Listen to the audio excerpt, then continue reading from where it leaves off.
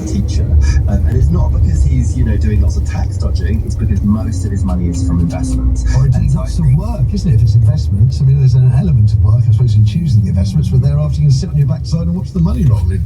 Or I think when it comes to Rishi Sunak, he deliberately put it in a blind trust and not doing any work for that money. But I think the bigger point is, Rachel Reeves desperately knows that if Labour is going to win again next election, they need to be demonstrating that public services are getting better. And she's ruled out lots of tax rises, and so that really leads, I think, very sensible increases on taxes from wealth. I could debate with Torsten and other people the best way of doing that, but there's actually quite a lot of support out there, including from experts like Torsten, from a former government institute called the Office of Tax Simplification, for saying let's make sure we're taxing income from wealth at a proper rate, and that could bring in billions that we could invest in schools, filling potholes. Is that your favoured? Is that Robert Palmer's favoured direction, or would you favour the kind of wealth taxes we've seen on property and land and such like that have been mooted at least? I think part of this is about timing. I think when it comes to October, we've got a new government. There's not a huge amount of time to put in place a new tax system, a new tax. And so I think fixing our existing taxes on wealth would be a really great first step, and that could raise a lot of money. But in the long term, I do think you could think about taxing the super rich, those with over £10 million, a small part of their wealth, and that could also bring in money that could be invested in public services. But that's probably slightly further down the line. It takes a little bit of time, a little bit more time to design it. Especially as Labour said there would be no new taxes as well, so I guess they'd have to. They made a run for their own back in that regard. But I suspect, as you say, time we see change. Robert Palmer, the Executive Director, Tax Justice UK. Actually, I have to say, he, like Torsten, started to carry the argument that we could perhaps do better by looking at improving some of the existing taxes. Talking of taxes, when we return after the news, we'll be taking a look, of course, but also checking with Abigail Foster for our weekly dose of personal finance. You're listening to Matthew Rose on LBC. Time for the news headlines with Jenny Bardsby. Palestinian officials say an Israeli airstrike on a school and mosque in central Gaza has killed at least 24 people. Meanwhile, another repatriation flight for UK nationals chartered by the government is due to take off from Beirut later. And we're being warned the tail end of Hurricane Kirk could see strong winds and heavy rain hit the UK midweek. LBC weather, a cloudy day with patchy light rain for most highs of 17 degrees. LBC travel, I'm Joanne Webb on the M25 in both directions at junction 10 at the A3. The exit and entry slip roads are all closed. It's because of the ongoing works at the Wisley interchange. On the M4 eastbound, just after junction 10 at the A329M, one lane's just been closed, and that's where a car has broken down. In Farringdon Road is closed in both directions at Clerkenwell Road, and that's all down to an accident. In Euston, the High Street is partially blocked in both directions, and that's very busy on the approach. And in Kingsbury, Preston Hill is closed in both directions because of a burst water main. On the trains, Greater Anglia and the Stansted Express services via Hackney Downs, they remain disrupted today for about 15 minutes, and that's all down to a track problem. This is LBC. Does your printer need ink? In a hurry. Just think. CartridgePeople.com. From equal prices, Cartridge People. Printing. Sorted. See online half price promise. It's wrong to lower prices on the things you buy least. At Co-op, we lower prices on the things you buy most. The things our members need and use every day. It's just the right thing to do. Co-op. Owned by you, right by you. Shop in store or online. Co-op membership required. Prices may vary. Selected stores and lines excludes. Independent Co-op projects £1 joining fee. See co-op.co.uk/terms. With the biggest range of cars to buy entirely online, it's no wonder everyone's cinching it. I cinched it. Do you want to spin cars? Think I'm going to be sick. I cinched it in this coffee shop. Hi, Gavin. A 5-door hatchback. This is your captain speaking. I cinched it before takeoff with a 14-day money-back guarantee. With so many great reasons to buy, the nation aren't just nailing it, they're cinching it. Comparison against equivalent retailers. Visit cinch.co.uk/range claim. Mileage restrictions and terms apply. Oh, wouldn't it be good to get rid of the racket? At Boots Hearing Care, our new hearing aids do just that. Made with brand new groundbreaking technology, they help you hear speech more clearly in noisy environments, so you never miss what matters. The whole class danced together and the teacher put me in the front row. You'd have loved it, Grandad. Hear even more of what you love. Book your free hearing check today at Boots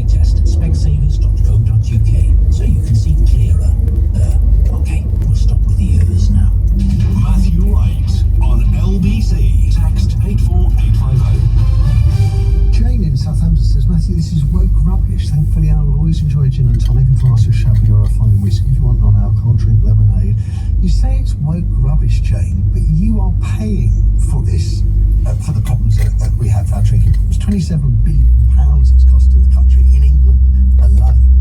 So yeah, you say it's white rubbish and you don't want to get involved and you stick your head in a bottle of gin. But if you're paying for it, we're all paying the price. And I don't know about you, but I'd rather we spent the money on things like cancer prevention. Now I've got this message here, it's anonymous. I so wish we had a name attached because it's a brilliant point and a great bit of research.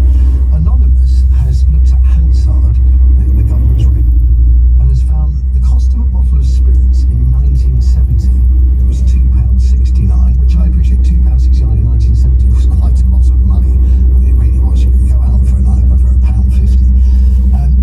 But alcohol, if alcohol had kept pace with inflation since 1970, that same bottle of spirits today would cost £40. So Anonymous has made the absolutely searingly brilliant point that alcohol has been allowed to get cheaper because it's not been taxed properly, which perhaps undermines many of the objections that some of us might have to minimum unit pricing. I don't know, but I think it's eye-opening that a bottle of spirits, had it kept in line with inflation, would be costing over £30 today. What we could buy one probably £15-16 in some corner shops. Pat has picked up the line from Oxted. Sorry, good morning to you, Pat.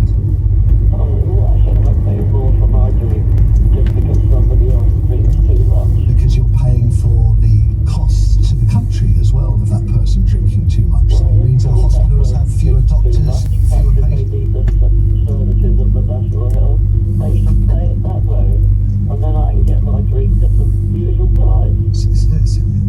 So alcoholics shouldn't be treated by the NHS. Is that where we're going with this, Pat? Well, yes, instead of putting up the price for those of us that don't drink too much, and the people who have to use the National Health Service because they do drink too much, let them pay a National Health. Okay, it's a view. It's slightly lacking in empathy and good cheer and heart, but it's a view. I can tell, Pat, but really bear in mind that your drink has been priced below the rate of inflation since 1970. Perhaps we should address that. Putting up the price of the cheapest booze. Putting up the price of the cheapest booze. So. Well, don't put it up. I like the cheapest drink. Okay. I don't want to pay more. Why should I? Good. Well, why should you? Because we live in a society and we care about each other. At least some of us do. Pat, have a lovely weekend. Alistair's in Stowe. Good morning to you, Alistair. Good morning, Matthew. Just touching on something that your expert said and the point that you made about the effect of pubs and driving people away from the pubs. Just to give you an example, in my local town, one of the sports clubs sells a pint of a well-known lager for £3 a pint. Okay.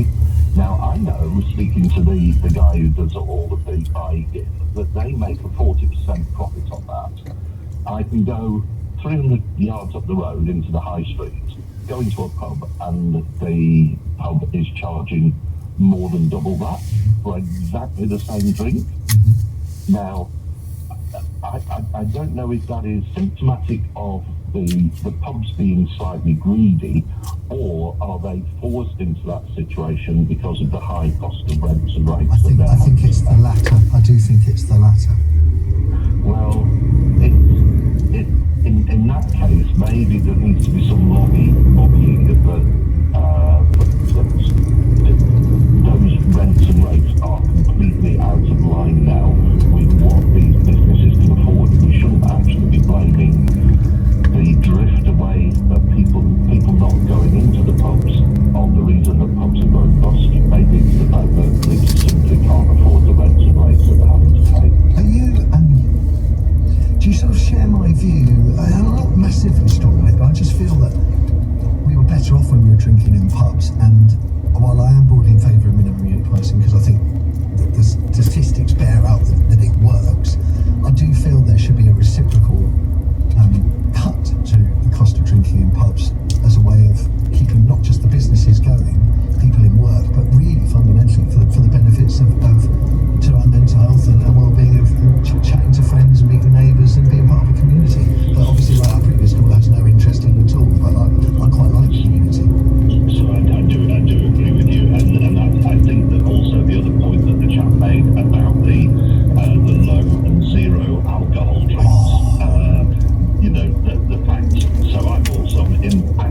the supermarket the other day, and a packet of 4 of the zero alcohol was about 20p less than the alcoholic version. People point out that it's basically the same brewing process, which is true, but the taxation process is madness because there's no alcohol in them. The taxation system is based on alcohol, so I can't understand why they are so dear. Alistair, lovely talking to you. Thank you. So many of you hanging on the line. I'm afraid I've got to move on because Abigail Foster is also hanging on the line, and it's time for our weekly dose of personal finance. Good morning to you, Abby.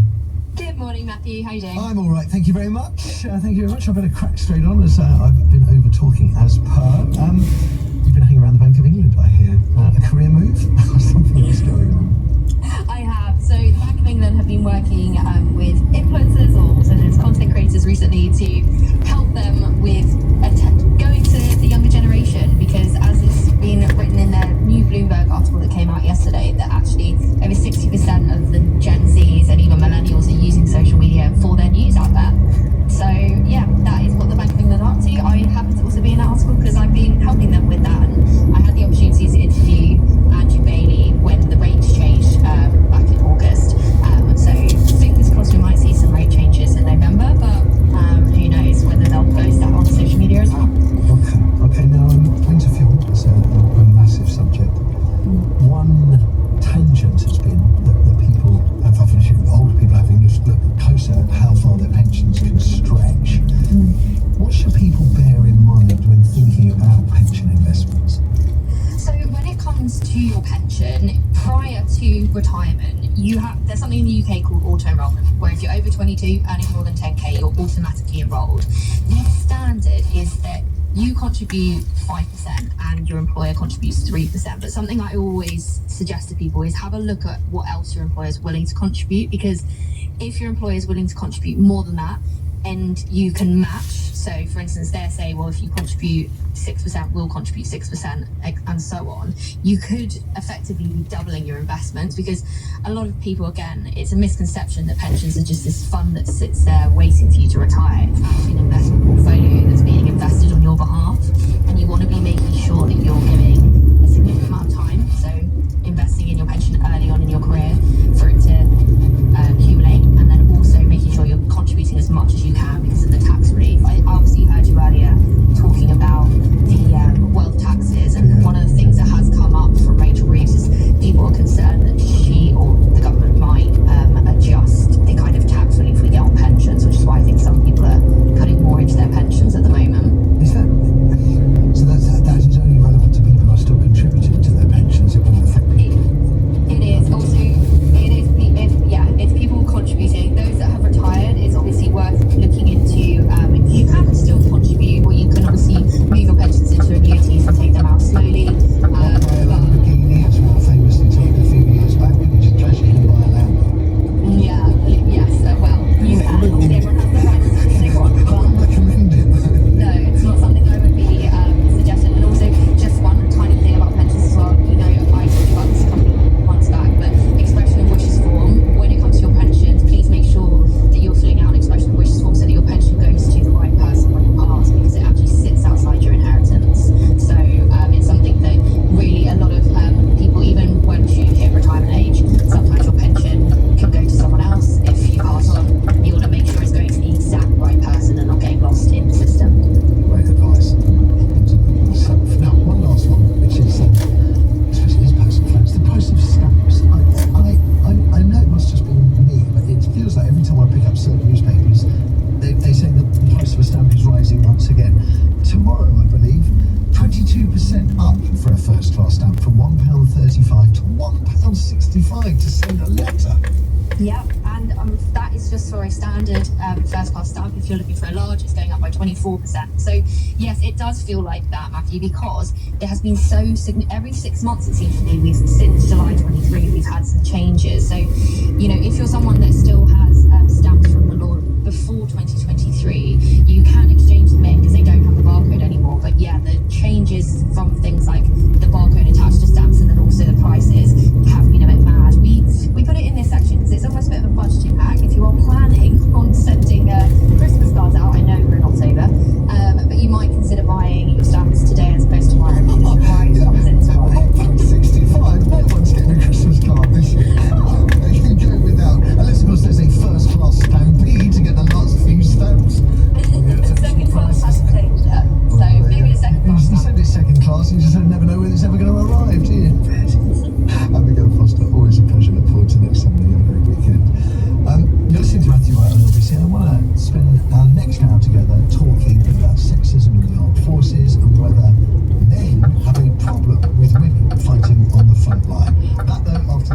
BBC News headlines at 9 o'clock. On your radio, on Global Player, and Play LBC. leading Britain's conversation. This is LBC. From Global's newsroom, Palestinian officials say an Israeli airstrike on a mosque and school in central Gaza has killed at least 24 people and injured 93. Both buildings were apparently being used to house displaced people. The Israeli military says it conducted precise strikes on Hamas terrorists. Lars Berman is a diplomatic reporter at the Times of Israel. The war in Gaza, the operations in Gaza have not finished yet. There have been new evacuation orders from the central Gaza Strip, from Nusayrat and Abu Ghraib, these camps in the middle of the Gaza Strip, for civilians to move down to that humanitarian area in the south. So that is an indication that the IDF is gearing up for a new operation in some of those camps. Ahead of tomorrow's first anniversary of the October 7th attacks, the Prime Minister has condemned the hatred towards Jewish people and Muslims seen in the UK. Imam Sabah Hamedi from the Amida Muslim Association has told LBC he's seen an increase in Islamophobia. I'm aware of incidents where Muslim women have had their hairstyles pulled off when they're walking down the street. I've personally taken steps myself when I get up on the Underground in London. If I see a Muslim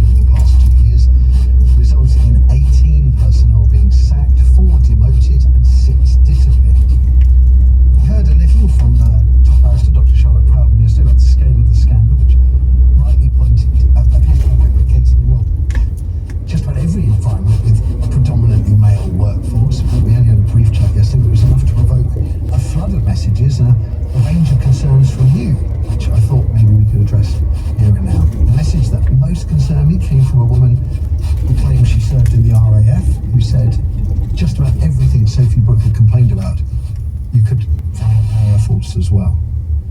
And then there were the other messages, and there are many more of them, that sought effectively to justify the kind of behaviours that I've just outlined.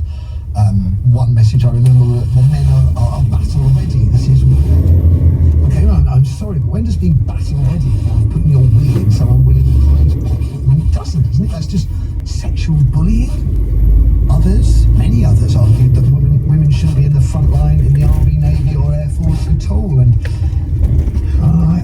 I kind of understand where those views come from. I still wonder if that's just old-fashioned sexist thinking, because there have been changes of late. Back during the Second Gulf War, when a lot of conversations were taking place about allowing women to serve on the front line.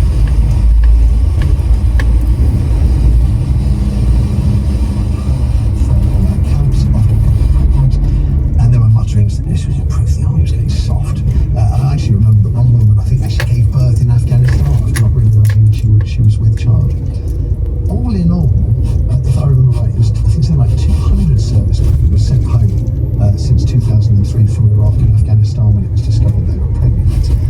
I suppose it's, there seems to be the women that have to be sent home. I suppose it's because they're the ones that are carrying the babies, but the men just carry on as they were. Nevertheless, despite the concerns that people had, or some people had, about moving women to the front line, the law was changed in 2018, and women were allowed to go for all roles in three of the forces. As I said, I spoke to a human rights barrister and director at Right to Equality, Charlotte Broughton University. Isn't it what she had to say? Well, I think that part of this is probably how male-dominated the culture is. I think it's the same when you have largely one particular gender, men working in a particular profession, and you tend to see this alpha masculinity and the subjugation of women become normalised within that sphere. So women are targeted and bullied. To hold those actors accountable become place, and it's part and parcel of the culture. And I think one of the interesting things is if you remove the Royal Navy and you insert instead the police force, many other different sectors, I don't think people would be surprised, because this is so normal, unfortunately.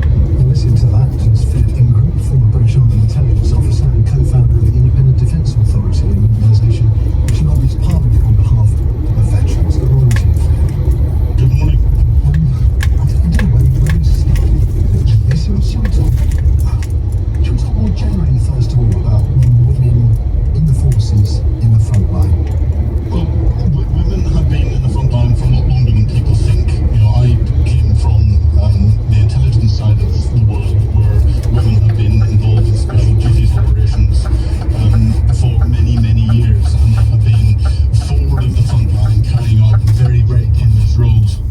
And they work extremely well. And under equal opportunities legislation, you know, women have to be given equal opportunities. And some of the best soldiers and officers I've come across, pilots and people in the Navy and elsewhere, are women. They tend to be better than on average, better than the average man that's there. So they add an awful lot to the warfighting capability of our military as it prepares and trains for what we hope it will never be asked to do. Many people, certainly from the reaction on the message boards yesterday, just feel very strongly that the women shouldn't be in combat roles. Well, yeah, I hear the argument, and this is going back to the good old-fashioned, the man is there to protect the woman. The woman should be staying at home in the kitchen and having babies and everything else. We've moved on from that. Society's moved on from that, and therefore there's no place for old-fashioned roles. I have had women under command, and they have been brilliant, absolutely brilliant. They add so much to the capability, and you can't have in complex environments people who all think and look exactly the same way, all men, all white men, because you then get into a level of groupthink, and women add so much more to the capability. And it's not just women, it's having diversity across the board. But what we're seeing with this behaviour is a failure in leadership. It's a failure in leadership at every level, stopping the very, very minor acts that then, when someone gets away with it, they can build up into something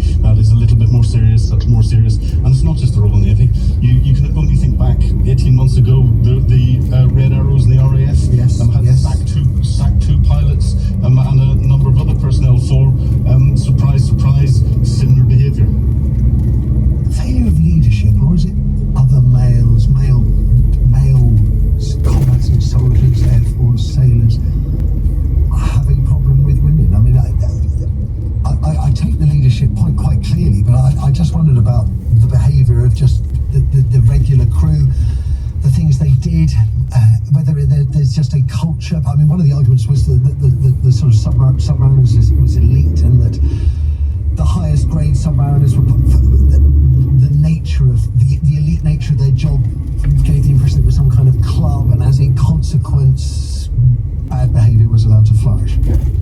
It's no excuse whatsoever. It's straight leadership. The military is a hierarchical organisation. There's leaders at every level, but it's the person at the top that sets the standards, that sets the culture. And this is not just within a specific unit like the submarine, but this is across the services. We've just seen a Major General from Strategic Command sacked for inappropriate touching. It's across the board. Sarah Atherton MP, whenever she was on the Defence Select Committee in the previous government, carried out a study into women in defence, and there were thousands of individuals came forward, not just veterans, but current serving women with similar stories. The Independent Defence Authority, we pick up and lobby into Parliament on behalf of those that are serving and veterans, and one of the biggest areas we've been concentrating on is exactly what we've seen coming out in this report about the Navy. Okay, that's interesting. Straight away, I mean, I've got a number of people messaging. Gordon here is well, what do you think would happen if a woman was captured during a war? We can see what can happen from the 7th of October attack, the rape as a weapon of war. Quite a few people are voicing these concerns. You said right at the beginning that women in many cases can be better than men. Perhaps you might want to outline in which ways. Well, because women are coming into a male-dominated environment, what you tend to find is when they come in, to get the promotion, they have to work harder than the average male that's there to move their careers forward. So they tend to put more effort in, and they tend to be as robust, if not in many cases more robust than the average male. I'm comparing the averages here rather than everything else. I'm genuinely, I'm stunned, to be absolutely honest, because the prevailing sense is that women are weaker than men on average, and perhaps not as aggressive as men, and therefore wouldn't make it as soldiers. So I mean, I'm genuinely surprised by what you're saying, Philip.